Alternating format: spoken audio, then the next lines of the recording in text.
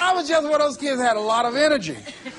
But no one knew what I was going to become. It was a great philosopher, Goethe. He says, look at a man the way that he is, he only becomes worse.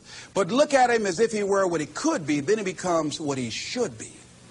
And what Mr. Washington did was he looked beyond my faults and saw my needs. And he said, I see something in you.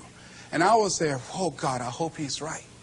And I want to live up to his expectations. See, no one rises to low expectations. Finally, here's one last thing I'd like to leave with you. If you want to make this your decade, find some cause that you believe in. See, this is my profession, but my greatest joy in life is working with young kids. Every Monday, I fly up to Chicago to work with 600 young kids at Christ Universal Temple Church, working with them to develop a sense of purpose and direction with their lives. We've developed a training program. If they're addicted to drugs or alcohol, we help them to get into a permanent recovery program. If they're not, we help them to develop a vision of themselves where drugs and alcohol does not fit. I love it when I go into the Cook County Jail and see the look on these young men's faces, the anger and the self-hatred.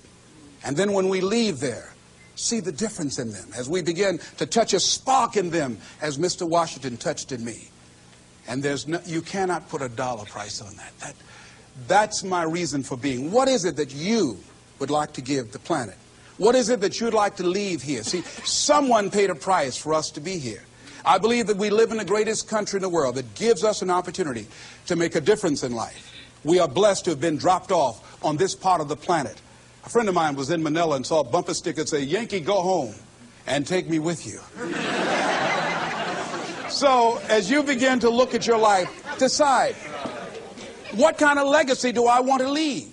What kind of statement do you want to make with your life? What 3 things you want said when you die? What contribution do you want to make? I don't know what you want to do. I don't know what you want to achieve with your life. Here's what I know about you, and about you, and about you, and about you. That you have greatness within you. That you have things and gifts and talents that you've been bestowed with. That as you work consciously, making a conscious, deliberate, determined effort to cultivate and bring them out and develop a sense of purpose in knowing that your life can make a difference and decide to make and leave a legacy with your life. I say to you that the planet will never be the same again because you showed up. As you begin to look toward the future and affirm that this is your decade, this is what I like to leave with you that I'm known by. It's become my motto. And it says simply this: what do you want to do? My goal is to be the best son that I can be to my mother.